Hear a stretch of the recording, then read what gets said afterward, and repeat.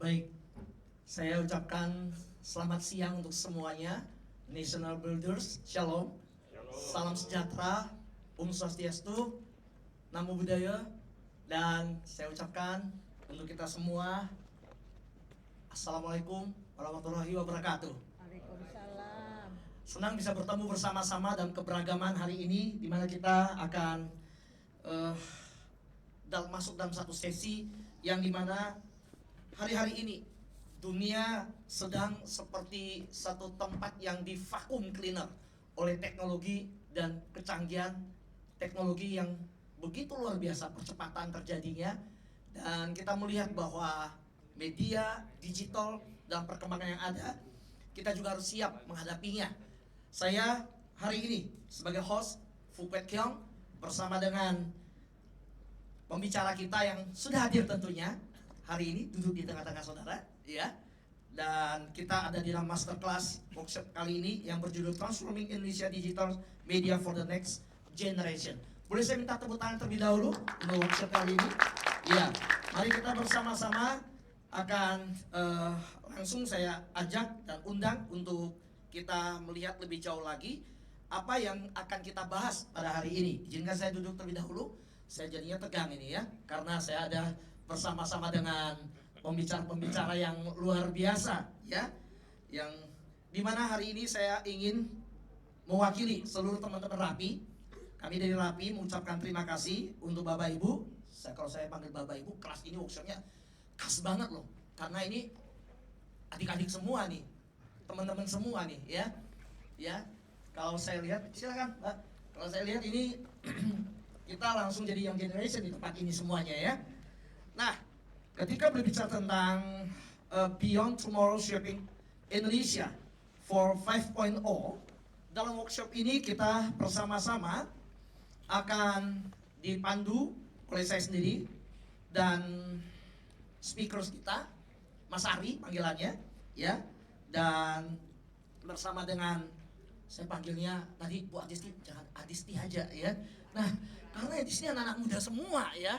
Kalau udah bicara digital media, halo? Iya. Dan saat ini sebagai host, saya mengajak kita bersama-sama, ya, memikirkan bagaimana ke depan dalam tema, sekali lagi, karena ada yang baru hadir, Transforming Indonesia Digital Media for Transfer the Next Generation, ya. Nah, pemaparan dari narasumber pertama, narasumber kedua, saya melihat waktu yang diberikan cukup singkat ya. Jadi kita akan bersama-sama masuk di dalam langsung ya kepada narasumber yang saya langsung undang ya. Boleh hadir di tengah-tengah kita. Kepada Mas Ari, boleh tampil ke depan? Iya, saya persilakan dahulu. Iya. Mas Ari, terima kasih sudah di tengah-tengah kita. Ya, terima kasih Pak. Iya. Yang kedua, kita panggil Mbak Adisti. Silakan. Iya.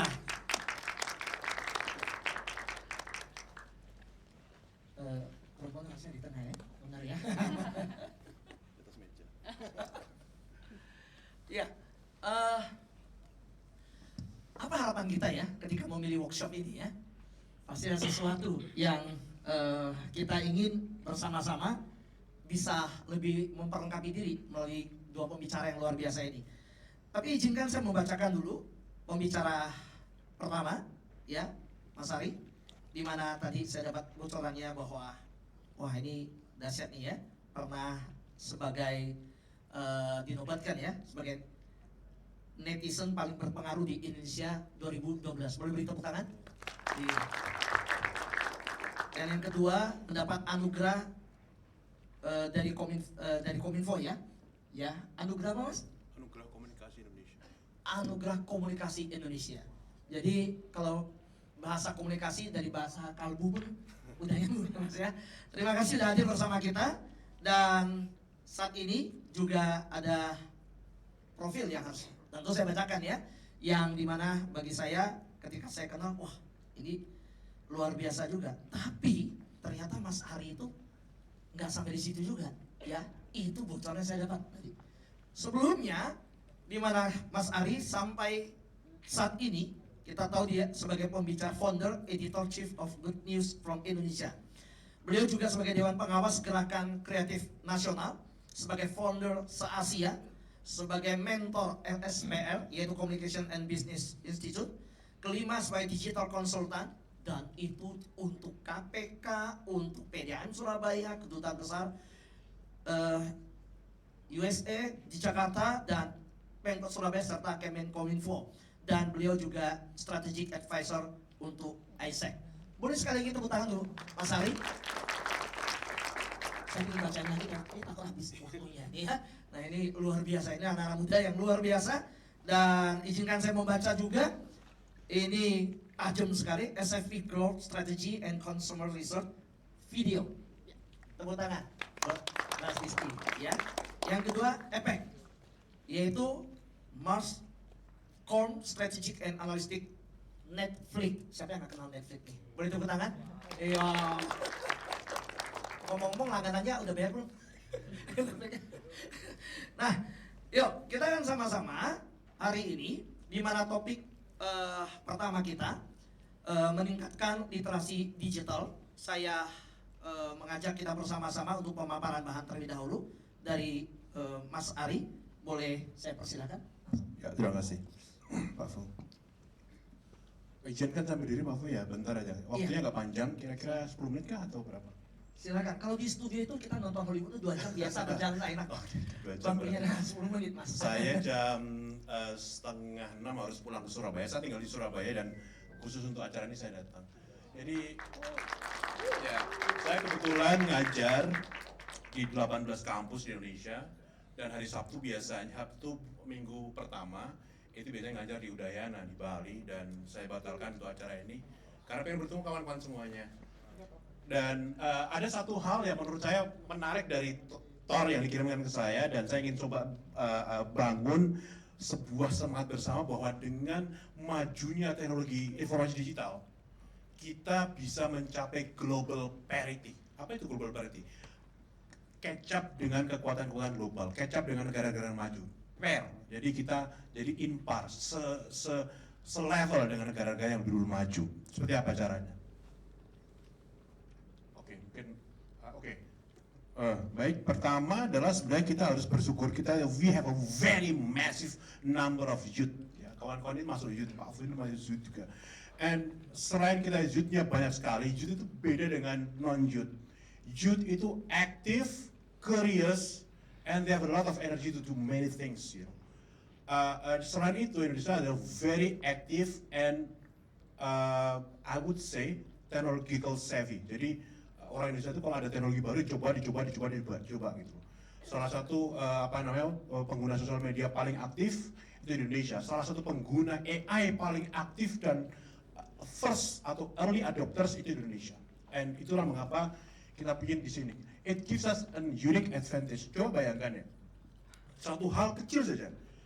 Ketika Indonesia itu bersaing dengan Thailand atau Malaysia atau Singapura gitu, terkait dengan pariwisata. Gitu. Pemerintah di masa-masa sebelumnya itu kelihatan kesulitan untuk membranding Indonesia, untuk mempromosikan Indonesia. But then ketika sosial media datang, and begitu banyak orang Indonesia yang aktif sosmedan, kemudian aktif posting, you can imagine, you know. Saya bertemu dengan ribuan wisatawan di Bali waktu ada workshop di sana, and they say that mereka datang ke Indonesia karena postingan dari kawan-kawan di sosial media tentang Bali, tentang Lombok, tentang Banyuwangi dan lain-lain. So tanpa pemerintah mengeluarkan apapun untuk branding dan promosi, ternyata kita sudah melakukan promosi. And this is because kita banyak dan aktif. Something yang nggak bisa dilakukan oleh Singapura, something nggak bisa dilakukan oleh negara-negara yang nggak aktif kayak Malaysia. Mereka punya social media user, but they are not active enough. Oke, next saja. Oke.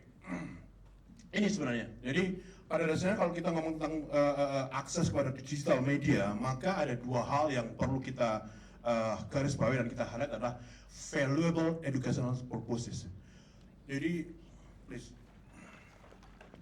Jadi kalau kita ngomong tentang pendidikan massal, pendidikan gratis dan di mana saja, it's not about di sekolahan dan di kampus-kampus.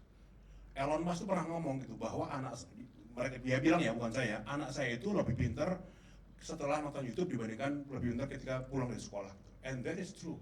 YouTube provides you everything. Bahkan di YouTube itu literally benar-benar kawan-kawan tuh bisa membangun mobil listrik from zero menjadi jadi, itu ada, kayak gitu-gitu ada. Dulu hal tersebut tidak pernah terjadi, hal yang tak pernah terbayangkan sebelumnya, and this is happening in our era. And itu bisa kita manfaatkan. Pertama, valuable educational resources. Kedua, ya monggo. Kedua adalah tadi seperti disampaikan Pak Luhut, disampaikan oleh Pak Jimmy juga beberapa kali bahwa kita harus mulai punya global perspektif. Kalau kita mau jadi negara maju, maka tirulah, berperilakulah, atau bikin sesuatu seperti negara-negara maju. Dan ini bisa dilakukan dengan kita punya akses di digital media. Next. Oke. Nah, yang pertama ini sebenarnya Indonesian everywhere, setiap orang di Indonesia itu punya kesempatan yang sama dengan orang-orang lain di seluruh dunia. Cut me kapanpun Pak, kalau waktunya habis apa ya? Cut, stop me every time. So bayangkan 3 orang atau 4 orang. Satu namanya Philips, dia orang Kanada. Satu lagi namanya Jack, ya, dia orang Inggris. Satu lagi Ahmad, orang Dubai. Satu lagi namanya Siti, orang Magetan, Jawa Timur.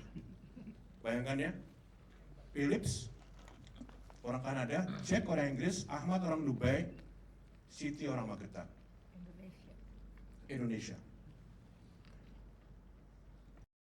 Keempat orang ini punya kesempatan yang sama untuk mendapatkan valuable information, mendapatkan education, mendapatkan pengetahuan apapun dari akses ke media, ke digital media, ke internet.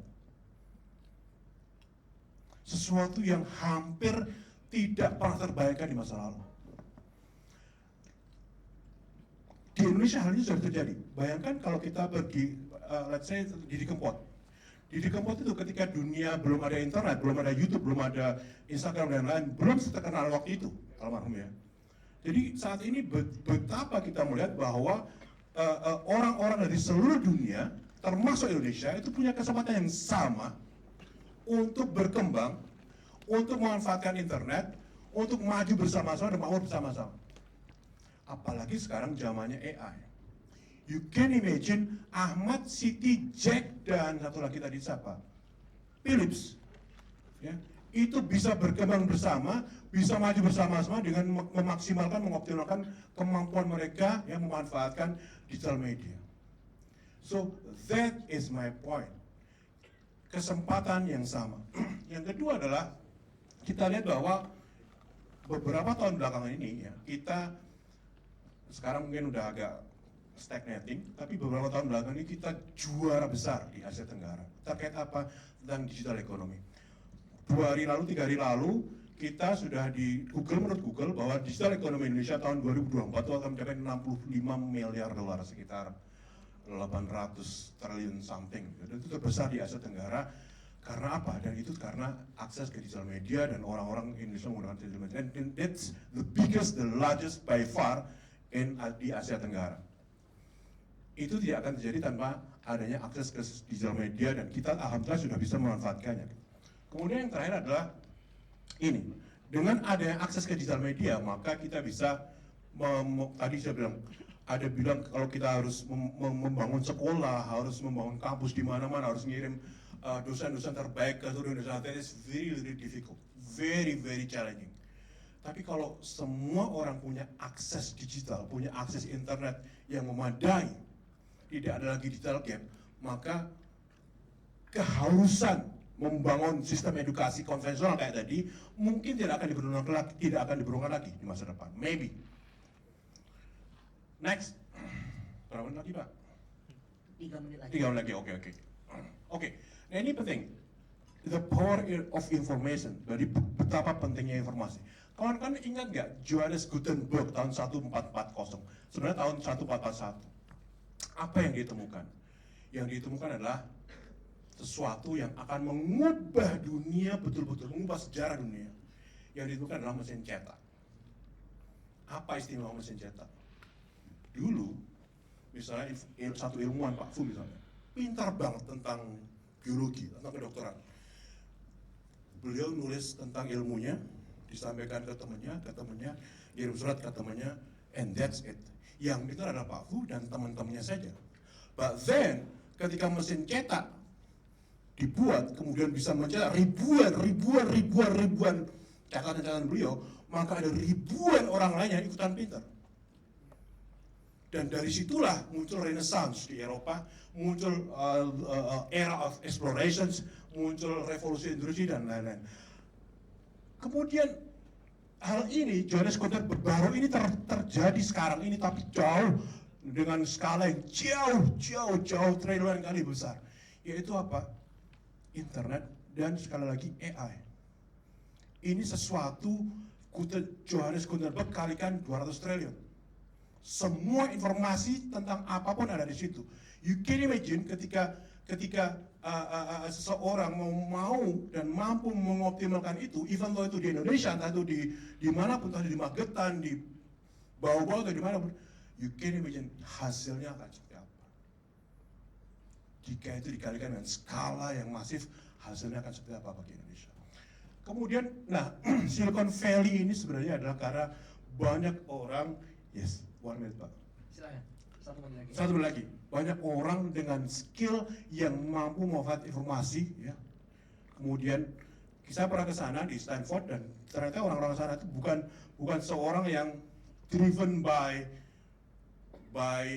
orders gitu. Mereka driven by information, menciptakan ini dan itu karena mereka punya banyak informasi yang lalu lalang dalamnya mereka. Next, terakhir. Next lagi, terakhir. Nah, what to do kawan-kawan, ada tantangan di Indonesia 2 hal. Yang pertama adalah digital literasi, tadi disampaikan oleh Pak Afu, nanti mungkin akan kita sampaikan bersama. Yang kedua adalah digital gap. Digital gap itu bukan, kalau kita pikir bukan hanya internet yang nggak merata, internet yang nggak cepat gitu. Not only that, tapi ada orang yang mampu langganan ChatGPT, ada yang nggak. Ada orang yang mampu langganan YouTube Premium, ada yang nggak. Gitu. That is digital gap. We have to address that. Kalau itu bisa kita atasi bareng-bareng bersama-sama dalam 5-10 tahun ke depan, dan semua orang bisa mengoptimalkan digital media, I cannot imagine betapa masifnya bangsa kita mengejar ketertinggalan. Terima kasih. Terima kasih. Kita berikan tepuk tangan Mas Ari. Kita bersyukur kalau ada anak-anak muda dengan pandangan yang begitu optimis dan melihat potensi bonus demografi di bangsa kita. Indonesia harusnya menjadi netizen yang terkuat di dunia. Ketika ada wasit yang tidak adil, langsung semua menyerbu Instagramnya. Mari kita persilakan Mbak Adisti. Oke, terima kasih. Selamat siang semuanya. Kalau tadi Mas Ari harus terbang ke Surabaya lagi, hari ini menarik banget. Dari jam 4 saya udah bangun ya. Karena hari ini itu kawinan adik saya. Tadi pagi kawinan, barusan saya kesini. Nanti malam resepsi. So it's just a interesting day. Boleh tepuk tangan terlebih dulu. Pas ditanya bisa nggak disempetin? No, because I'm just so lucky. Kalau tadi Mas Ari bilang about Silicon Valley, saya lumayan bersyukur. Sebelum di video, saya spend good amount of time di Netflix, which is lahir juga di Silicon Valley, dan another 7 days I spend di Facebook atau Meta sekarang juga hasilnya Silicon Valley. Nah, saya tuh banyak yang tanya, kenapa udah di perusahaan MNC kayak gitu, udah di global, di perusahaan tech yang ada di Silicon Valley, kenapa mau pulang? Kenapa mau pulang dan bangun video? Waktu saya ngobrol sama leadershipnya video, take out saya adalah satu. Kalau tadi Mas Ari bilang bahwa Indonesia punya the same chance untuk being at the global level, at the same playing field. Menurut saya, it's time for me to bring what I've learned to come home. So I'm just ready to build video, which is right now #1 OTT platform in Indonesia. I'm so proud of it. bahkan ngalahin bekas kerjaan saya ya. Jadi kalau saya sekarang presentasi gitu kayak, oh Netflix Indonesia di bawah video. So I'm just so proud about it. Then we just getting started. Jadi kalau tadi Mas Ari bilang ini tuh semua diawali dari my curiosity. Kalau ada yang nanya, Adisti lahir as an apa? Adisti lahir as an optimist. I'm just born as an optimist and I'm just born as a builder.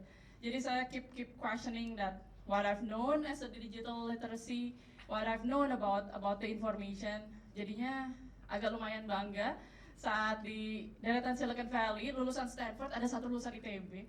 Wah, I'm just happy. No, so that's also one of my drive. Kenapa I just like to share it some what I've known for you all di sini. Mas Ari bilang tentang teknologi, digital gap, it's critical. Mas kalau boleh carikan saya suatu slide tentang community and ethical, that will be very helpful. Jadinya nggak dirantur semua. Kenapa? Menurut saya yang gap satu, gap kan ada infrastruktur yang harus dibangun together with government. Ada education yang masih harus kita catch up, ada teknologi yang juga masih harus kita build dari barat ke timur. But also there's a big responsibility that we have to feel as a community to be able to share what digital means for our society. Misalnya, kayak tadi saya duduk di sini pas intro, mungkin pas Rapi lagi periode kampanye kemarin yang ke daerah mana tuh Mas? Ke daerah mana ya Pak? Kayak bagi-bagi pengobatan gratis gitu ya, kayaknya ada salah satu aktivitas ya. Cilincing. Correct. Nah, saya mikir itu manual. Maksudnya manual itu kayak kita pilih a space di mana mungkin tempatnya memungkinkan, tempatnya big enough scale. Cuman if we can imagine using technology and digital media to map out where are the potential area that we can share about health, education, financial services using technology, sehingga tidak perlu lagi kayak kita coba yuk ini, kita coba yuk ini, kita coba yuk ini, sehingga lebih merata. Nah, kenapa saya mau bawa tentang our responsibility? Jadi bukan hanya satu orang, bukan pemerintah, bukan hanya grup relawan, tapi our responsibility termasuk practitioner kayak saya yang bekerja hari-hari di belakang komputer. It's our responsibility because of our that's how we can give back to the community itself. Being responsible education. Sekarang kan kayaknya YouTube kayaknya udah banyak gitu ya, lihat aja YouTube gitu ya. But no, it's not about it. It's how we can bridge the knowledge that we have with the knowledge that we don't have yet gitu. Kata siapa sih di area yang masih ada gapnya, kita nggak bisa belajar sesuatu. One of my learning dari waktu pengalaman saya sebelum Netflix, yaitu saya di Facebook, lumayan lama, 7 tahun. Saya sering ditanya, kan headquarternya di San Francisco ya, kayak Adisti, kalau ada satu hal yang mau kamu prioritaskan buat Indonesia itu apa? Saya bilang adalah accessibility. Dengan seminimal mungkinnya effort atau cost yang harus dikeluarkan users. Take out-nya apa? Take out-nya adalah that time Facebook berhasil mengeluarkan yang namanya Facebook Lite. Itu a lighter version of Facebook untuk menjangkau the next million, the next billion.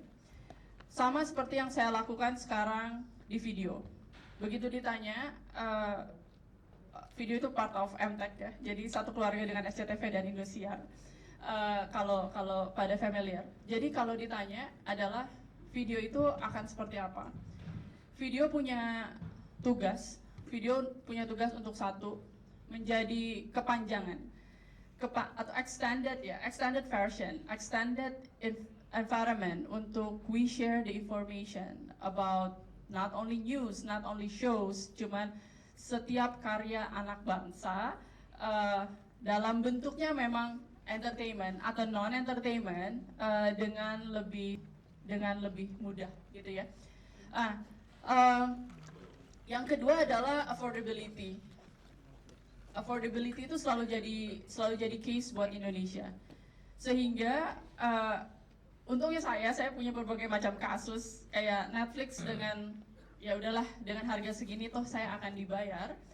Sementara buat video, that's not the only point. So price is not the only point for us. Kita mau 1 juta, 2 juta, 3 juta, 4 juta orang lebih untuk enjoy satu pertandingan bola misalnya. Kita mau setiap pertandingan All England di mana kita cheering for our athlete itu bisa dinikmati at the same time without a glitch from west to east, from east to west. So that's what we want. And our commitment sekarang kita punya 4,5 juta users coming every month. Dan bekas company saya sepertiganya, so I should be very proud about it. Thank you. That's basically the mission that we are trying to build every day, day in and day out. Dan sekali lagi, we'll talk more, but I'm just so happy to bring all the success that I had to home ground. Yeah, thank you. Dan berikan tepuk tangan yang meriah. Terima kasih Mas Mbak Adisti, dan saya melihat bahwa kita jadi terchallenge ya, bahwa sepertinya saya mulai tinggalin Netflix nih nanti video. Kalau belum langganan, kasih tahu saya Pak.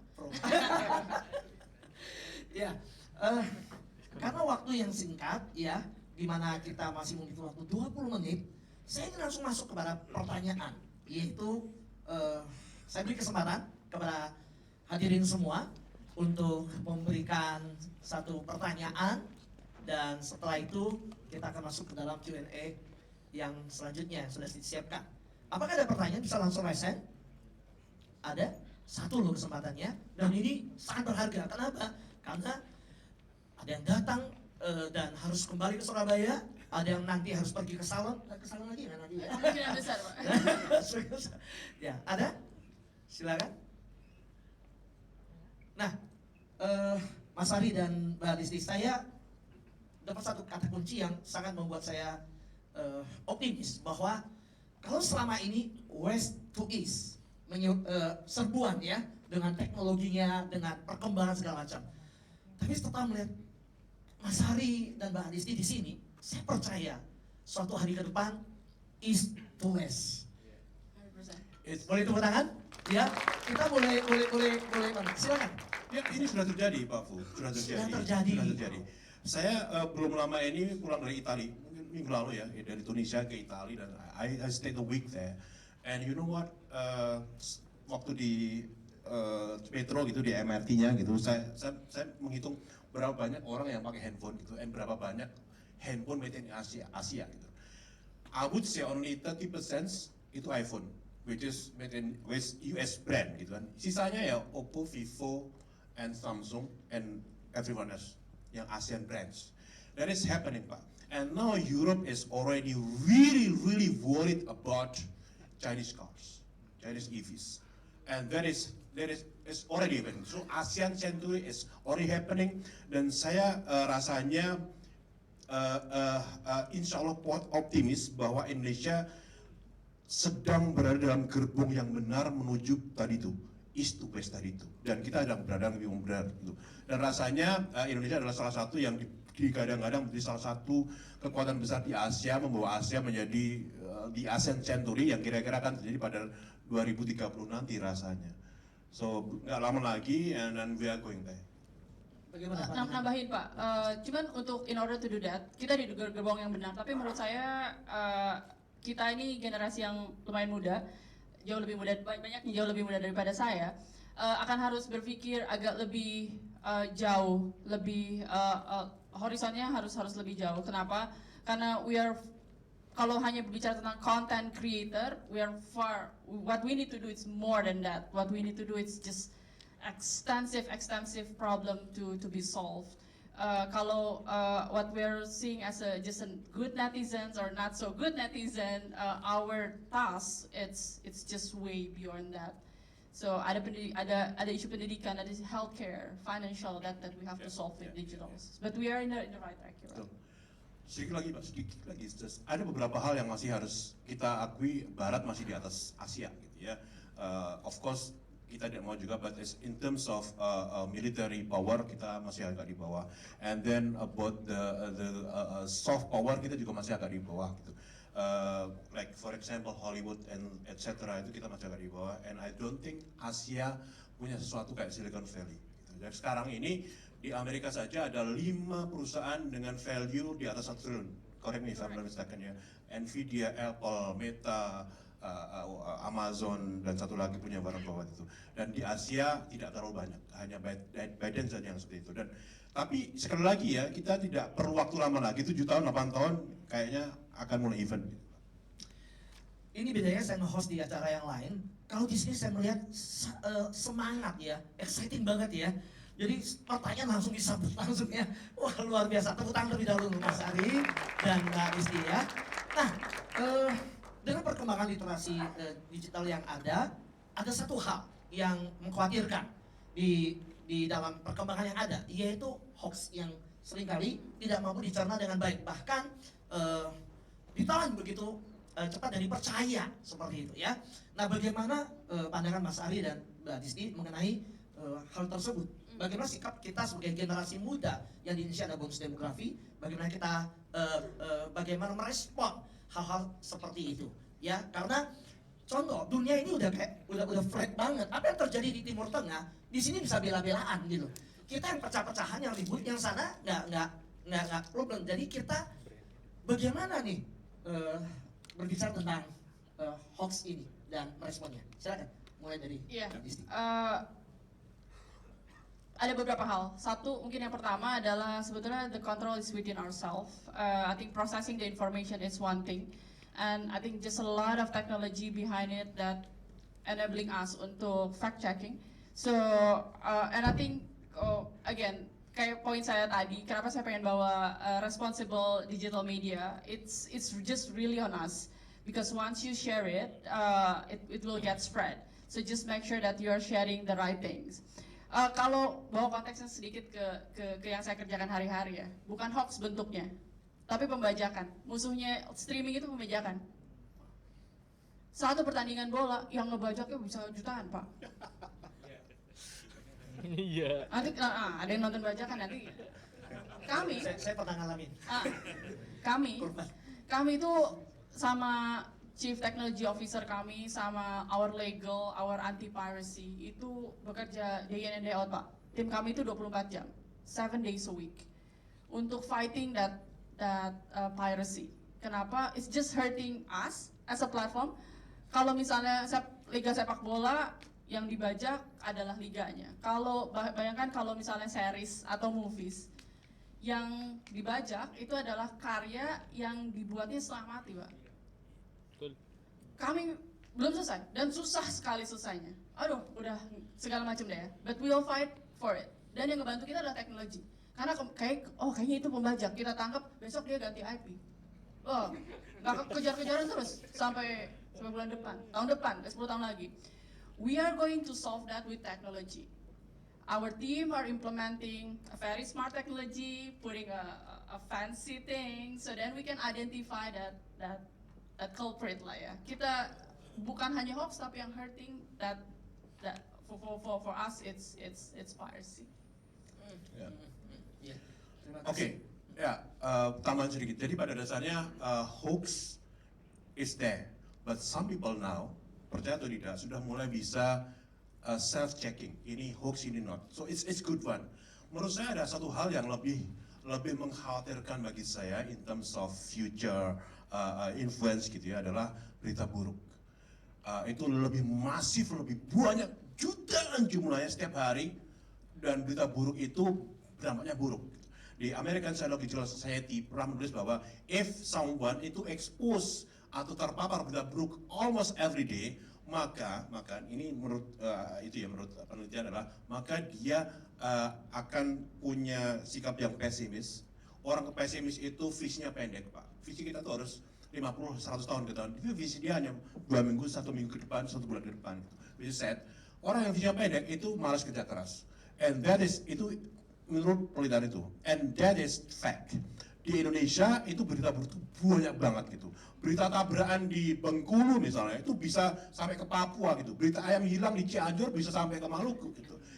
Which is okay, nggak masalah karena apa? Semua orang boleh bisa dilindungi oleh undang-undang untuk bikin berita, bikin konten dan diposting. Itu boleh. The problem is tidak banyak orang-orang yang posting berita baik. That is why ada good news from Indonesia, Pak. Kita pengen agar seperti ini. Misalnya sekarang ada 50 juta, let's say ada 50 orang yang bikin berita buruk every day. Saya tuh pengennya ada 60 orang yang bikin berita baik every day. Berita buruk will be there forever, yes. Tapi kita imbangin dengan berita-berita baik dong. Itu namanya balance. Di Indonesia belum balance, and that worries me a lot, Pak. Kita berikan tepuk tangan untuk jawaban yang ajang ya. Dan Boleh nggak kasih tahu kan? Apakah terlalu dini kalau saya katakan semuanya adalah karena sebuah niat? Hingga artinya hoax itu ada, baik atau buruknya ada. Langsung saya jawab atau nanti atau gimana? ya, Oke, baik. Ya, of course Pak, hoax sometimes itu initially memang dibikin dengan niat, of course. Kayak misalnya kayak ada salah satu yang ini adalah kemarin nih ada satu berita di Ukraine tentang Korea Utara dan something itu nanti silakan dicari, itu dibikin oleh dengan niat sebagai alasan untuk propaganda. But then itu kalau yang bikin niat itu nggak banyak Pak, 3-4 orang. Yang nyebarin ini Pak, yang percaya, gila, gitu kan, bener ini, nah, itu sebarin Pak.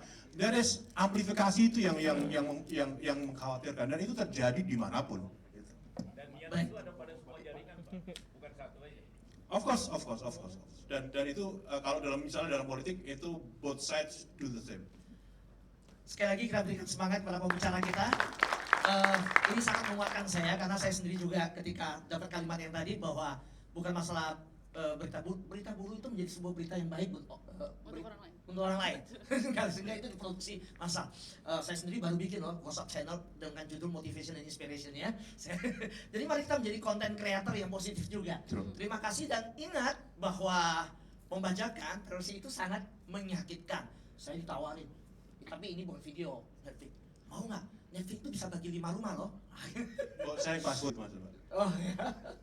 Dan saat ini saya karena di bidang pelaku pendidikan, saya ingin tanya, saya dan teman-teman juga, selain saya di RAPI, di dalam struktur RAPI Relawan Pemimpin Indonesia, saya juga ada di pendidikan. Kami membawahi 7.000 sekolah di seluruh Indonesia. Pertanyaan saya adalah penggunaan media digital untuk pendidikan. Apa pandangan Mas Ari dan Mbak Adisti mengenai potensi platform digital dalam memberikan akses pendidikan belajar yang lebih luas, terutama di daerah terpencil. Yang kedua, ya, apa tantangan dihadapi dalam memanfaatkan media digital sebagai alat pendidikan yang efektif dan bagaimana cara mengatasinya? Dan yang ketiga, adakah contoh inovasi dan platform digital yang pembicara kita dilihat berhasil menginspirasi kreativitas di kalangan anak muda? Kita punya waktu 3 menit dan saya berharap berbagi waktu yang singkat ini kita boleh mendapatkan pandangan untuk bangsa kita dan dunia pendidikan. Silakan. Yeah, pendidikan I think extremely important. So what I'm foreseeing in the next future, it's our ability to prepare for the next future. Kalau bicara kayak digital media bisa hanya jadi jalur distribusi, menurut saya sooner or later it will be just a normal. Semua distribusi materi pendidikan akan melewati digital. Itu akan jadi the normal one. But for me, what I can foresee, what we need to do for the educational side, itu adalah preparing the next generation untuk punya behavioral thinking, critical thinking related with digital media and how to use digital media itself untuk solving the problem. So I think coming back to solving a problem, Pak. Jadi kalau saya udah lama udah lulus dari kuliah ya. Cuman kayaknya yang kalau if I can go back in time with today's digital explosions, itu adalah I wish to have a specific subject tentang on how to do to make a decision making process, which is responsible, ethical, using all the informations that get spread around with digital media. Kalau pernah dengar contoh ya, belum ada di Indonesia, cuman cohort based learning. ada satu organisasi di US namanya Maven, MAVEN. It's just amazing. Namanya cohort based learning. Kalau kami punya satu cohort, kita punya satu cohort yang passionate tentang creativity, entertainment and education misalnya, we'll just create like that small group misalnya bukan 5 orang ya, mungkin itu kayak 20-30 orang, but that educational program can work for that cohort over and over again. Dari 20 orang itu bisa bikin another cohort, another 20. So that cohort based learning, it's something that we are not having yet sekarang menurut saya. That's. Oke, tepuk tangan terlebih dahulu. Silakan. Oke, ya singkat. Jadi pada dasarnya satu itu memungkinkan banget dan itu secara teknis mudah Pak, menghubungi internet, kemudian dikasih materi-materi pembelajaran yang menurut kita itu valuable buat mereka, do it gitu. Dan itu jalan. But then what next gitu. Saya pikir satu hal yang ditantangan di Indonesia selain digital gap yang tadi saya sampaikan adalah kemarin ini Pak Menteri yang kemarin Pak Menteri Sastra Negara itu siapa Pak? Yang dulu mantan rektor UGM itu bilang bahwa most of young people in Indonesia itu masih low quality gitu pendidikannya itu. Satu hal yang menurut saya, beliau yang bilang bukan saya, Pak Menteri yang bilang, dan satu hal yang benar bahwa the lack of curiosity. Satu hal bahwa kita paham AI itu semua bisa jawab Pak. Internet itu semua ada Pak. Buku-buku di seluruh Indonesia itu dikumpulkan nggak bisa compare dengan Google, nggak bisa sama sekali. Itu ada semuanya di situ. But then kita harus juga ya mendorong anak-anak kita untuk to develop the curiosity. Mengapa, how things works, why things work, what things work, and how. Bagaimana, mengapa, apa, dan segala macam. Curiosity itu perlu dibangun, and that takes a lot. Itu yang perlu dibangun mulai dari karakternya dan segala macamnya. Itu satu hal. Yang terakhir adalah platform apa yang paling menarik yang bisa dan mudah untuk bisa diaplikasikan di Indonesia. Satu hal bahwa menurut data UNICEF, menurut data Kominfo adalah satu yang mengkhawatirkan saya adalah the lack of reading interest in Indonesia. Jadi minat baca orang Indonesia itu rendah sekali. Hanya 1 dari 1000 orang yang punya minat baca di Indonesia. Minat baca itu bukan Mbak Hadisti tolong besok baca halaman sekian, ulangan, itu bukan minat baca, itu dipaksa baca. Minat baca itu misalnya misalnya saya nanti pesawat saya jam 5:30 delay sampai jam 8 gitu loh. Apa yang saya lakukan dari jam 5:30 sampai jam 8? Main game, atau lari-lari di airport, atau baca. Nah kalau baca itu punya minat baca, and itu 1 di antara 1000. Nah ternyata menurut saya Pak, itu kalau kita mengembangkan kembali minat baca anak-anak susah. Anak-anak suruh baca, nggak mau mereka. Daripada kita mengembangkan minat baca yang susah, do something else. Kita bikin materi-materi pembelajaran untuk mana mereka itu dalam bentuk visual, and that's really help. Anak saya itu nggak pernah ke Korea, nggak pernah belajar Korea, tapi and to my surprise dia bisa nulis Korea, dia bisa Korea, and what did she do? Dia nonton YouTube. Anak saya yang kedua itu bisa coding. Saya nggak bisa coding, nggak pernah belajar coding, dia nggak pernah les coding, dan dia bisa coding Pak. Itu semua dari YouTube. Anak saya bisa. Semua orang Indonesia harus bisa. But then satu hal tadi ke depan, curiosity ini harus dibangun, and that takes time. Thank you Pak. Baik, kita tepuk tangan buat Mas Ari. Sebenarnya ini semakin seru ya, Mbak Disti dan Mas Ari. Kalau kita masih punya waktu, rasanya berbicara tentang literasi digital, ya, berbicara tentang penggunaan media digital, dan juga bagaimana mendorong kreativitas dan wirausahaan. Saya justru melihat orang Indonesia kreatif loh. Kreatif apa? Itu platform pinjol banyak banget. Cepat banget nyebarnya. Dan kita cukup mengalami persoalan di wilayah itu, dan belum selesai di situ. Saya dari ke Manila, dan waktu di sana saya berbicara dengan teman yang berkumpul dengan orang-orang Indonesia di sana. Maaf, saya bukakan di sini bahwa saya bilang apa yang dikerjakan oleh teman-teman dari Indonesia ke Filipina. Bapak Ibu tahu bahwa 60% mereka adalah operator judi online. Jadi kita berharap bahwa dengan kehadiran Mas Ari, Mbak Disti, Indonesia akan semakin muncul anak-anak muda, orang-orang kreatif, orang-orang yang memakai media untuk memberikan pengaruh positif bagi bangsa ini. Terima kasih untuk kehadiran kita, Masterclass dalam tema Transforming Indonesia Digital Media for the Next Generation. Kiranya boleh menjadi inspirasi buat kita semua.